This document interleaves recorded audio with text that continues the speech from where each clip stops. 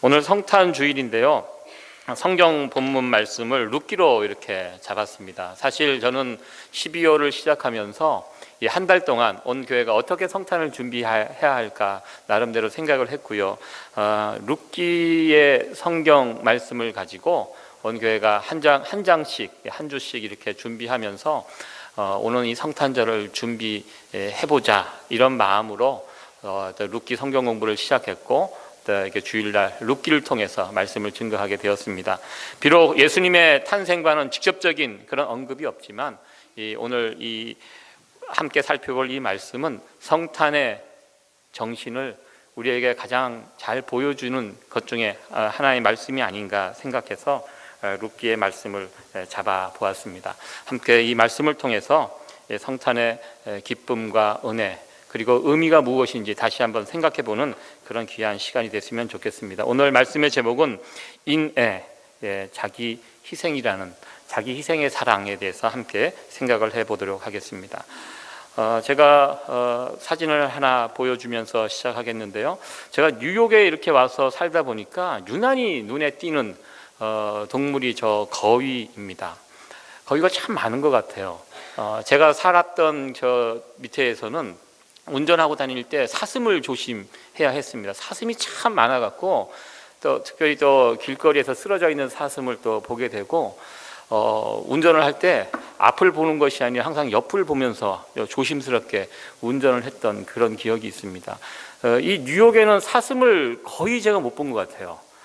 사람이 워낙 많다 보니까 사슴까지 살 수 있는 그런 환경이 아닌 것 같습니다.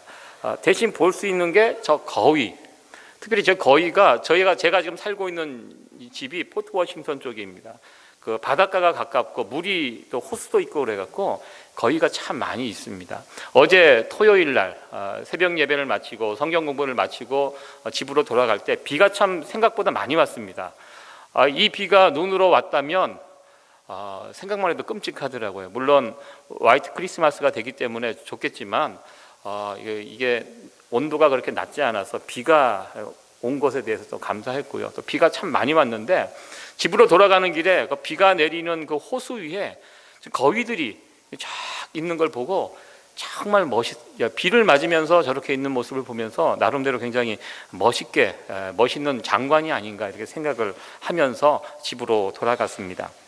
제가 올해 이 거위를 보면서 잊지 못하는 장면이 하나 있습니다. 그것은 제가 이제 교회를 오기 위해서 이렇게 나오는 중에 차가 이렇게 트래픽이 걸려 있었어요. 제가 사는 그 동네는 트래픽이 그렇게 없거든요. 그래서 왜 트래픽이 걸렸을까 하고 천천히 이렇게 가서 보니까 새끼 거위가 그 차에 치여서 이게 죽었는데 이 도로를 건너가다가 제일 끝에 섰던 거위가 아마 죽었던 것 같아요. 그런데 엄마 거위가 그 옆에서 제가 그게 엄마 거위인지 아빠 거위인지 모르겠지만 길 건너편에 큰 거위가 하나 있고 또 새끼들이 같이 서 있어서 보고 있더라고요.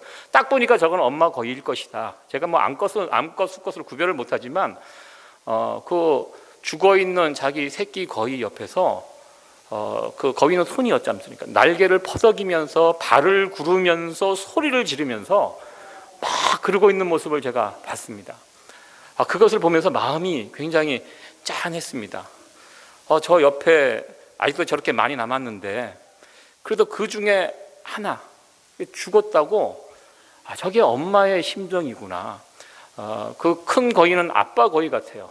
그냥 덤덤하게 그 자기 새끼들하고 같이 서 있는데 엄마 거위가 그렇게 땅을 치고 거위가 그렇게 놀라고 분노하는 그 거위의 모습이 아직도 잊혀지지 않습니다. 그러면서 사람이나 짐승이나 자식을 생각하는 마음은 똑같구나. 그러면서 제가 그 앞길을 지나갈 때마다 그 거위 가족들을 막 찾으면서 다녔습니다. 거위가 금방 자라고 그래서 그 거위들이 새끼들이 점점 커져서 지금은 이제 같이 섞여서 있는데 지금도 그 앞을 지나갈 때마다 그 거위 가족이 어떻게 되었을까 또 그렇게 생각하면서 그 앞을 지나가고 있습니다.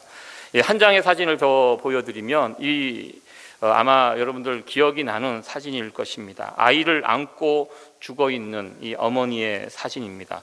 2008년도로 제 기억을 하고 있습니다. 중국에서 큰 지진, 스촨성에서 큰 지진이 나서 정말 수많은 사람이 죽었는데요.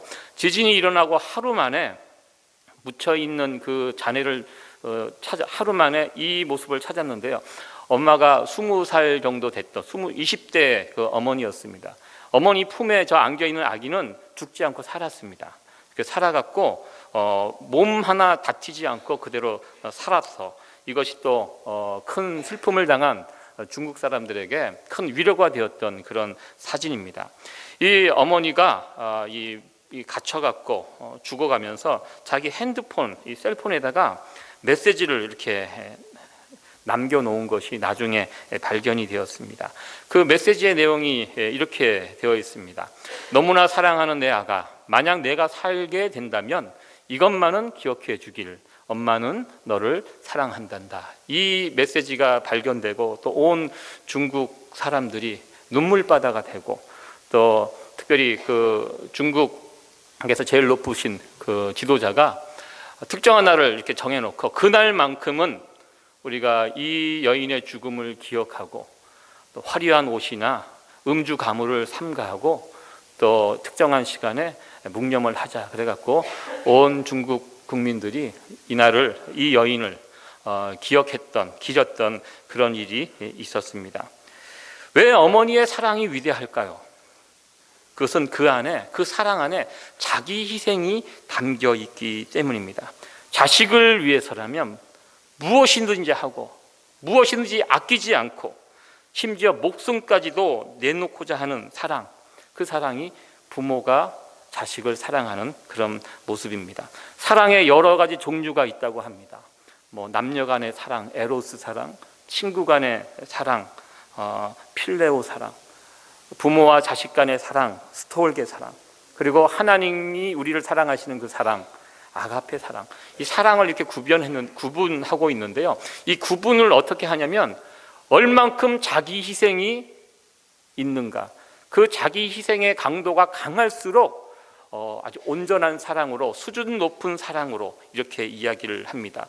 예전에 라디오 프로였던 여성시대에서 소개된 하나의 사연이 있습니다. 전 국민을 울렸던 그런 사연이 있었는데요. 할머니와 함께 자라났던 남매에 관한 이야기였습니다. 이 교통사고를 당하고 어느 날 부모가 세상을 떠나게 됩니다. 그래서 이 아이들을 어쩔 수 없이 고아원으로 보내야 되는데 그 아이의 할머니가 고아원에 보내기를 거절합니다. 다른 친척들은 와서 고아원으로 보내려고 하는데 그 할머니가 나서서 내 새끼들을 고아원에 보낼 수 없다고, 내가 기르겠다, 내가 너네들인데 10원 한 푼 안 받을 테니까 나에게 맡겨달라, 내가 이 아이들을 키우겠다, 이렇게 해서 그 아이들을, 어린 아이들을 그 할머니가 뺏어서 기르게 되었습니다. 그렇게 해서 자란 그 여자아이가 잘 자라나서요, 훗날 자신의 그 사연을 라디오 여성시대에다가 전하게 되었고, 그 내용을 들어보면 정말 눈물 없이 들을 수 없는 그런 내용이었습니다. 이 할머니가 이 아이들을 키우기 위해서 안 해본 일이 없었다고 합니다. 그렇게 고생 없이 지냈던 분인데 이 아이를 키우기 위해서 밖에 나가서 허드렛 일도 다 하고, 그리고 가서 조그만 어떤 음식이라도 생기면 당신이 드시지 않고 꼭 집에 와서 그 아이들을 먹이고, 삶이 가난한 삶이었습니다. 할머니가 쫓아다니면서 이 아이들을 챙길 때 처음에는 이 남매가 할머니의 그런 손길을 거절하고 창피해하고 그랬다고 합니다. 그러나 이 아이들이 커가면서 조금씩 철이 들면서 할머니가 자신들을 위해서 희생하는 이런 모습들이 눈에 들어오면서 그 할머니를 생각하면서 날마다 울면서 이렇게 지내게 되었다고 합니다. 다행히 아이들이 잘 커서 남자아이는 인문계 고등학교를 가서 대학을 가게 되었고, 이 여자아이는 빨리 돈을 벌어야 된다는 생각으로 상고를 가서 졸업을 하고 취직을 했습니다. 그리고 할머니 바람대로 좋은 남편을 만나서 결혼하게 되고 그리고 자식을 낳고, 그리고 이 자매, 이 손녀가 어떤 일을 하냐면 돈만 생기면 할머니를 위해서, 맛있는 것이 생기면 할머니를 모시고 항상 식당에 가서 음식을 사드리고, 왜냐하면 자신들을 키우기 위해서 그 흘렸던 피눈물을 이 손녀가 기억하고, 그리고 할머니 생각하면 늘 운대요. 그래서 할머니 좋은 옷이 있으면 가서 또 입혀드리고, 먹을 것이 생기면 또 할머니 갖다 드리고, 그렇게 하면서 자기는 남은 생애를 이 할머니를 위해서, 우리를 위해서 이렇게 헌신한 할머니를 위해서 자신의 이 삶을 드리겠다, 이렇게 했던 내용이 라디오를 통해서 이게 전파를 타고 전 국민에게 전해졌습니다. 이 라디오 이 사연을 읽어 나가던 이 방송 그 아나운서도 다 읽지를 못하면서 방송 사고가 났대요. 너무 슬프고 눈물이 나서 울면서 이 이야기를 읽었다고 합니다. 그래서 저도 그 이야기를 들으면서 그 은혜를 갚기 위해서 최선을 다해서 살아가는 그 손녀, 참 이쁜 손녀가 생각을 하니까 가슴이 따뜻해졌고요. 그리고 어려운 상황 속에서 할머니가 정말 잘 키우셨구나, 그 할머니의 자기 희생이 있었기에 오늘날 이런 좋은 날이 있었구나라는 것을 생각해 보았습니다. 여러분들, 자식이 언제 철이 듭니까? 부모의 사랑을 깨닫게 될 때, 자기를 위해서 희생하신 그 부모님의 사랑이 깨달아질 때, 그때 자식은 철이 들게 됩니다. 신앙에 철이 드는 것도 저는 마찬가지라고 생각을 해 보았습니다. 하나님의 그 사랑, 우리를 살리기 위해서 예수님을 이 땅에 보내주시고 아낌없이 희생하여 주신 그 예수님을 통한 하나님의 사랑을 깨닫게 될 때 우리는 신앙에 철이 들게 됩니다. 이 성탄절이 오면요, 이 산타클로스 신앙이 있습니다. 하나님은 나에게 어떤 선물을 주실까, 항상 그것만을 생각하고 살아가는 사람들이요, 신앙에 철이 들게 되면 관점이 바뀝니다. 하나님이 나를 위해서 무엇을 해주실까, 이것을 생각하는 것이 아니라 내가 하나님을 위해서 무엇을 할 수 있을까, 내가 어떻게 살아가야 할까, 어떻게 살아가는 것이 하나님께서 기뻐하는 삶이 될까, 이렇게 바뀔 수 있다는 것입니다. 기독교의 사랑은 자기 희생이 포함된 사랑입니다. 하나님께서 먼저 우리를 그와 같은 사랑으로, 그와 같은 방법으로 우리를 사랑하여 주셨습니다. 예수님께서 이 땅에 오신 이유가 무엇입니까? 우리를 살리기 위해서 이 땅에 오셨습니다. 우리를 살리는데 그냥 살리지 않았습니다. 자신의 목숨을 내어 놓으셨습니다. 예수님의 이 엄청난 희생으로 인하여 우리가 다시 살 수 있게 되었다는 것입니다. 이 성탄절을 맞이하는 우리들의 자세가 그렇다면 어떠해야 하겠습니까? 오늘도 우리가 이제 성탄절 우리 성도님들 위해서 교회에서 같이 어떤 선물 바구니를 만들어서 이렇게 서로 나눠주게 되는데요. 이 성탄절에 내가 받을 선물은 무엇인가? 하나님은 나에게 무엇을 주실까? 아직 이게 신앙의 철이 덜 든 사람이라고 할 수 있습니다. 신앙이 철이 든 사람은 하나님께서 우리를 살리기 위해서 예수님을 보내주시고 결국 십자가의 고난과 죽음을 통해서 우리가 구원받게 되었다는 이 사실을 기억하고, 그리고 하나님께 감사하며 자기 희생을 통하여 우리를 살리신 그 예수님과 같이 우리들도, 그렇다면 우리들도 이 놀라운 은혜를 받고 살아가는 우리들도 이 땅에서 어떻게 살아가야 할까? 우리 주님의 모습처럼 우리들도 이 세상에 낮고 낮은 어려움에 처한 고통 중에 있는 그 자들을 찾아 살피며 그들에게 사랑을 베풀며 나를 희생하며 이렇게 살아가는 것이 이 성탄 시즌을 보내는 우리의 마음과 모습이 되어야 할 것이라고 생각해 보았습니다. 성경 룻기는 이와 같은 성탄의 정신이 잘 드러나 있는 그런 책입니다. 여러분들 룻기를 읽어 이렇게 보시면 아시겠지만 성탄절 메시지로 참 적합한 그런 성경이라고 생각을 해봅니다. 베들레헴이라는 아주 낯익은 명칭도 나옵니다. 아기 탄생 기사도 여기에 나와 있습니다. 그 아기가 다윗의 족보와 연결이 되어 있는 것을 우리는 마태복음을 읽다 보면 예수님을 소개할 때 그 부분을 알 수 있게 됩니다. 다윗의 자손 예수 그리스도의 세계라. 룻기에 나오는 이 족보 이야기는 또한 예수 그리스도의 족보와 연결이 되어 있는 것을 우리는 보게 됩니다. 본문은 드디어 룻에게 기업물을 짜러 보아스가 결정이 되는 그 장면을 우리에게 보여주고 있습니다. 사실 룻을 통하여 어떤 기업을, 누군가의 기업을 대신 산다는 거 보아스 입장에서 보면 엄청난 손해입니다. 그럼에도 불구하고 보아스는 내가 손해를 보지만 누군가의 기업이 살아난다면 그것을 기꺼이 받아들이는 이 보아스의 모습을 보게 됩니다. 이 보아스의 이 결정으로 인하여 룻과 보아스가 부부로 맺어지게 되고, 그리고 둘 사이에 아기가 태어나게 되고, 그리고 그 아기를 통해서 사라졌던, 지워졌던 그 이름과 그 기업이 다시 살아나게 되는 것을 우리는 보게 됩니다. 이 성경을 읽다 보면요, 그 기업을 모르는 일에 소극적이었던 사람이 그 기업물을 우선권을 가지고 있던 사람의 이야기가 또 나오고 있습니다. 그 사람은 처음에는 기업을 무르겠다고 했습니다. 처음에는 그렇게 큰 손해가 없을 것이라고 생각을 했던 것 같아요. 그래서 자신이 그 땅을 대신 사서 나오미에게 주겠다고 이렇게 했는데, 가만히 보니까 룻과 나오미를, 두 여자를 동시에 이렇게 거두어서 그들을 복양하고 이렇게 한다면 자신의 손해가 생각보다 크다고 생각을 했던 것 같습니다. 더 나아가서 만약에 룻 사이에서 자녀가 생긴다면 이 기업은 내 것이 아니라 그 아이의 것으로 넘어가게 됩니다. 죽었던 엘리멜렉 그 사람의 기업으로 남아있게 됩니다. 그렇기 때문에 그는 이런저런 고민 끝에 자신은 무르지 않겠다라고 한 발 빼게 됩니다.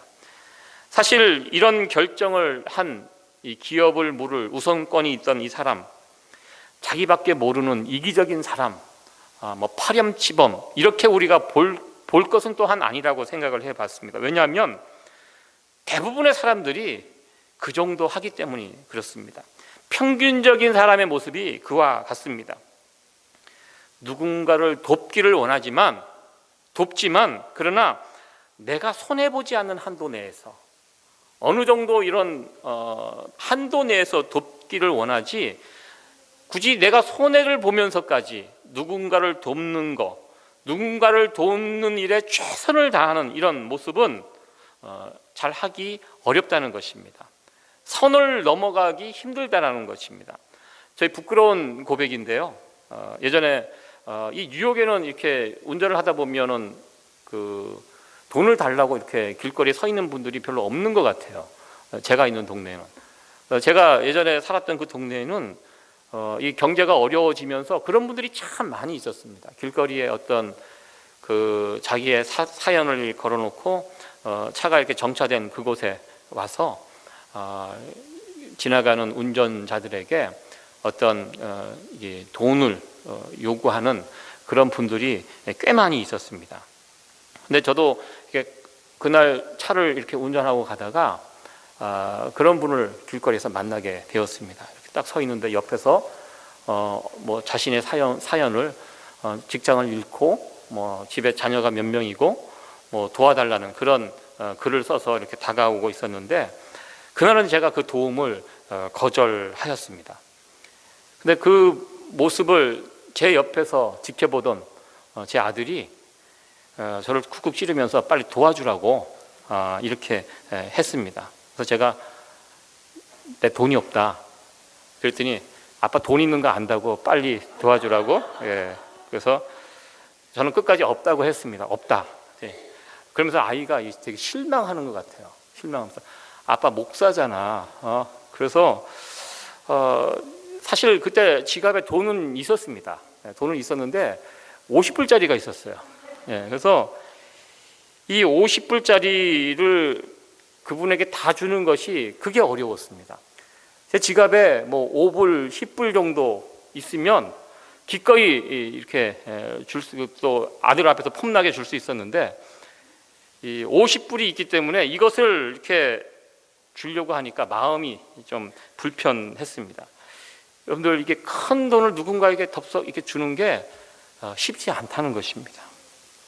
이와 같이 우리는 누군가가 이 어려움을 당할 때, 어려운 일을 만난 사람을 도와줄 때 힘에 지나도록 최선을 다해서 도움을 주는 것이 쉽지 않다는 것을 말씀드리기 위해서 저의 부끄러운 고백의 이야기를 말씀드렸습니다. 이 기업 무르는 것을 포기했던 이 사람, 그런 것이라는 겁니다. 내가 손해보면서까지, 이렇게 하면서까지 누군가를 돕는 거, 그것은 하지 않겠다라는 그런 말이었습니다. 그러나 성경에 나와 있는 이 보아스는요, 손해보는 것을 기꺼이 감수하고 기업 모르는 자가 되었습니다. 실제로 룻과 보아스가 결혼하고 바로 아이가 태어나게 됩니다. 그 아이가 실제로 기업 모르는 자가 되었습니다. 그리고 그 룻의 죽은 전 남편의 이름으로 그 기업이 이어져 가게 되었습니다. 보아스는 룻의 전 남편의 기업을 살리기 위해서 자기 돈을 쓴 거예요. 그 기업을 사서, 그리고 룻과 나오미, 그들을 복양한 것입니다. 지나고 보면 보아스에게는 돌아오는 것이 아무것도 없습니다.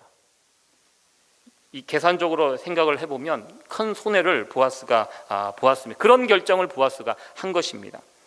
그러나 이 일을 통하여 죽었던 자의 이름이 다시 살아나고 그 기업이 다시 살아나게 되었습니다. 오늘 본문 10절에 있는 말씀을 같이 한번 읽어보도록 하겠습니다. 또 말론의 아내 모압 여인 룻을 사서 나의 아내로 취하고 그 죽은 자의 기업을 그 이름으로 있게 하여 그 이름이 그 형제 중과 그곳 성문에서 끊어지지 않게 하매 너희가 오늘날 증인이 되었느니라. 아멘. 오늘 말씀 가운데 가장 중요한 부분이 이 10절의 말씀입니다. 또 말론의 아내 모압 여인 룻이라고 이렇게 룻을 소개하고 있습니다. 말론의 아내가 룻이었습니다. 그 처음 1장을 시작할 때 보면 말론과 기론이라고 설명이 되어 있고요, 오르바와 룻이라고 이렇게 소개하고 있습니다. 두 며느리. 그러면 1장에 있는 내용을 보면 말론의 부인은 오르바고 기론의 부인은 룻일 것이다, 이렇게 우리가 짐작을 하게 됩니다. 그러나 이 보아스가 기업을 무르겠다가 결정한 다음에 바로 10절에 어떤 이야기를 하냐면 말론의 아내 모압 여인 룻이라고 정확하게 룻의 전 남편이 누구였는지, 말론의 아내가 누구였는지를 이 10절에서 정확하게 밝히고 있습니다. 이와 같이 보아스가 기업 물을 자가 되면 누군가의 잊혀진 이름이, 사라진 이름이 다시 살아나게 된다는 것입니다. 그러면서 성경은 우리에게 이야기하고 있습니다. 자기 희생을 통하여 누군가의 이름을 살리는데, 그 일을 하는데 자기 희생을 했던 이 보아스의 이름은 오늘날까지 우리들에게 전해지고 사람들에게 알려지게 됩니다. 그러나 성경은 기업 물을 1순위자 그 사람의 이름은 일부러 밝히지 않고 있습니다. 그 사람도 이름이 있었습니다. 보아스도 그 사람의 이름을, 그 동네 사람들도 그 사람의 이름을 다 알고 있었습니다. 그러나 성경은 굳이 그 사람의 이름을 밝히지 않고 있는 것을 보게 됩니다. 무슨 뜻입니까? 누군가의 이름을 살리는 그 일에 소극적이었던 사람, 관심이 없었던 사람은 하나님도 관심 없어 한다는 그런 뜻입니다. 이렇듯 성경 룻기는 서로를 향하여 자기 희생의 사랑을 가지고 서로 살리며 섬기며 살아갔던 사람들에 의하여 나중에 가보면요, 그들의 삶이 다시 회복되어지고 살아나고 다시 채워져 있음을 우리는 보게 됩니다. 고통받는 자가 위로받고 구렁텅이에 빠진 자가 구출되어야 한다, 이 말에 모든 사람들이 동의합니다. 그렇게 돼야 된다고 합니다. 그러나 그런 일이 일어나기 위해서 우리 자신의 희생을 통해서만 이것이 가능하다라고 이야기하면 더 이상 이야기하지 않습니다. 어떤 희생 없이 그런 일들이 일어나기를 원합니다. 그러나 여러분들, 절대로 그런 일은 일어나지 않는다는 것입니다. 누군가를 살리고 누군가를 다시 회복시키는 그 일에는 반드시 누군가의 자기 희생이 있어야지만 가능하다는 사실을 우리는 말씀을 통해서 다시 한번 깨달아 보게 됩니다. 처음 보아스는 룻을 만나자마자 축복을 하게 됩니다. 보아스가 룻에 대한 소문을 듣습니다. 룻이 시어머니를 정말 잘 섬기고 이방 여자임에도 불구하고 홀로 된 시어머니를 버리지 않고 그 어머니에게 충성을 했던 룻의 이야기를 듣습니다. 그리고 룻을 만나자마자 보아스가 룻에게 이 축복의 말을 합니다. 여호와께서 내게 행한 일을 보응하시기를 원하며 하나님이 여호와께서 그 날개 아래 보호를 받으러 온 내게 온전한 상 주시기를 원하노라. 이 보아스가 룻에게 했던 축복의 말입니다. 그런데 이 룻은 보아스에게 이런 이야기를 또 합니다. 나는 당신의 시녀 룻이오니 당신의 옷자락으로 시녀를 덮으소서. 당신은 우리 기업을 물을 자가 됨이니이다. 이게 무슨 뜻입니까? 처음에 보아스가 하나님의 날개라는 표현을 씁니다. 하나님의 날개 아래로 들어온 너에게 하나님께서 복 주시기를 원한다. 축복의 말을 했는데요, 이 룻에게 있어서 하나님의 날개가 무엇이냐? 그것은 보아스가 자신을 거두어 주는 것입니다. 그래서 룻이 그 이야기를 하는 것입니다. 당신의 옷자락으로 나를 덮어달라. 그러면 그것이 하나님의 날개가 되어서 우리 나오미와 나는 살 수 있게 된다. 이 어떻게 보면 청혼을 이렇게 멋지게 하였습니다. 하나님의 날개 이꼬르 보아스의 옷자락이었다는 것입니다. 여기 보면 히브리어로 하나님의 날개와 보아스의 옷자락이 같은 날개로 이렇게 쓰여 있는 것을 보게 됩니다. 여러분 하나님의 날개가 무엇입니까? 하나님의 날개에 대해서 한번 생각해 보려고 합니다. 여러분들 그 하나님의 날개를 보신 적이 있으십니까? 룻은 보아스의 그 옷자락을 통해서 하나님의 날개를 보았습니다. 그런 면에서 우리는 다 나름대로 날개들을 다 가지고 있습니다. 그리고 내가 가진 그 날개를 통하여 누군가를 덮어줘야 될 사람들이 우리 주변에 있다는 것입니다. 내가 가진 그 날개로 어떤 손해를 감수하면서 누군가를 덮어주었을 때 그것은 바로 하나님의 날개가 되고 하나님의 날개를 통해서 회복과 생명과 다시 채워짐의 역사가 나타나게 되고요, 그렇게 됨으로써 하나님의 날개, 보이지 않는 그 하나님의가 무엇인지를 사람들에게 바르게 증거될 수 있다는 것입니다. 예전에 제 친구 목사 집을 이렇게 방문했을 때 부엌 냉장고에 이렇게 사진을 한 장, 이렇게 아이 사진을 하나 붙여 놓은 것을 제가 본 적이 있습니다. 보통 그 냉장고에다가 자신의 가족 사진을 이렇게 아이들 사진을 붙여 놓는데 그 아이들 사진 붙여 놓은 그 가운데 웬 이름 모를 그 남자 아이의 사진을 이렇게 붙여놓고 나에게 이게 누구냐 물어보니까 자기 아들이라고 이렇게 이야기를 했습니다. 그래서 제가 피부 색깔도 다르고 이게 어떻게 네 아들이 될 수가 있냐 이렇게 물어보니까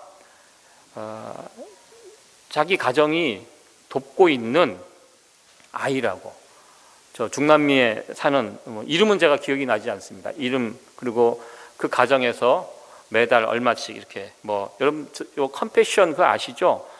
저는 그때 당시 잘 모를 때였습니다. 그래서 그 이야기를 이렇게 저에게 설명을 해 주었습니다. 제가 그 친구의 이야기를 듣고 제가 한 대 맞았던 그런 느낌이 있었습니다. 왜냐하면 그때 당시 저희 가정보다 제 친구 가정이 어렵게 살고 있었을 때거든요. 목회자로서 굉장히 어려운 삶을 살아가고 있었는데 그러한 상황 속에서도 누군가를 이렇게 돕고 있는 그 아이를 살리기 위해서 일정한 금액을 매달 보내고 있는 이 모습을 보면서 제가 굉장히 많이 도전이 되고 은혜가 되었습니다. 저는 그곳에서 하나님의 날개를 보았습니다. 그냥 단순히 말로만 하나님의 은혜가 넘치기를 내가 기도해 줄게, 하나님의 축복이 당신 가정 위에 임하도록 내가 열심히 기도해 줄게, 이거보다는 실질적으로 내 주머니에서 돈을 꺼내서 도와줄 수 있을 때, 나의 시간과 나의 것이 희생되어질 때 바로 그때 하나님의 모습은, 하나님의 날개는 그 자리에 나타날 수 있다는 것입니다. 룻기의 결말을 우리가 잘 알고 있습니다.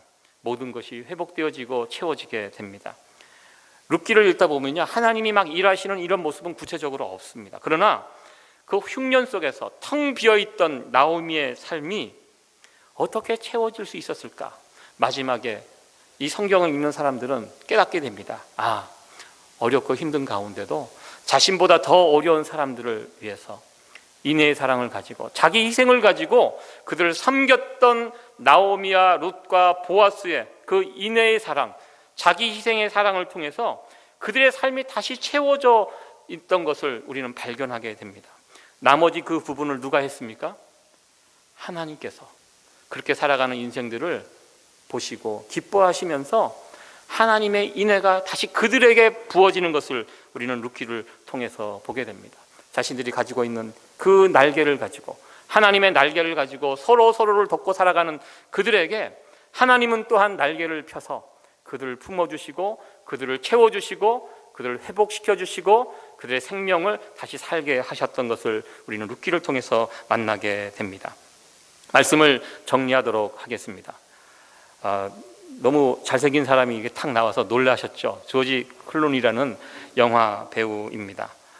아마 세상에서 가장 잘생긴 남자 하면 이분이 뽑힙니다. 남자분들은 별로 관심이 없겠지만 우리 여성분들은 인정하시죠? 네, 참 멋진 그런 배우인데요. 최근에 그에 관한 기사가 하나 실렸습니다. 크리스마스 파티를 이게 열고 오랜 시간 함께 했던 친구들 14명에게 한 사람당 각각 100만 불씩 크리스마스 선물로 이렇게 주었다고 합니다. 20불짜리 캐시를 가지고 가방을 딱 만들어 갖고 14명의 친구들에게 그 현찰로 이렇게 선물로 주었고, 또 이렇게 되면 증여세가 있습니다. 세금을 내야 되는데 이 세금 부분도 미리 다 조지 클루니가 세금 부분까지 다 계산해서 다 처리하고 딱 그날 온 14명의 친구들이 그것을 딱 들고 갈 수 있도록 그렇게 해 놓았다고 합니다. 그 친구들 가운데는 이 조지 클루니가 굉장히 돈이 많은 사람입니다. 부자 친구들도 있었지만 식당에서 일을 하면서 어렵게 살아가는 친구들도 있었다고 합니다. 그래서 더 이상 돈 때문에 고생하지 말라고 이런 크리스마스 선물을 자기 친구들에게 주면서, 나중에 이제 이것이 알려지면서 도대체 왜 그러냐, 그렇게 돈이 많냐, 이렇게 이야기를 하니까 그 분이 이렇게 이야기를 했다고 합니다. 자기가 오랜 시간 무명으로 고생할 때 내 친구들이 나를 지켜주고 내가 이 배우로서 커갈 수 있도록 많은 서포트를 내가 이 친구들로 받았다. 나는 그것을 잊을 수가 없다. 이 돈보다 이 친구들이 더 중요하다는 것입니다.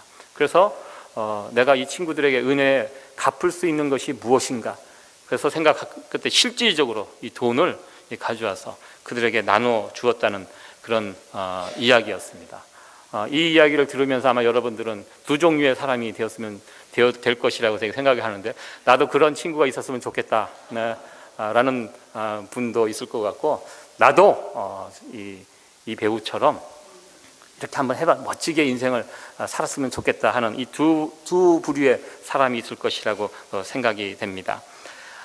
조지 클루니가 그렇게 할 수 있었던 것, 자신이 어려운 시절을 살아갈 때 그 옆에서 힘이 되어주고 실질적으로 도움이 되어 주었던 그 친구들을 잊지 않고 있었기 때문이라는 것입니다.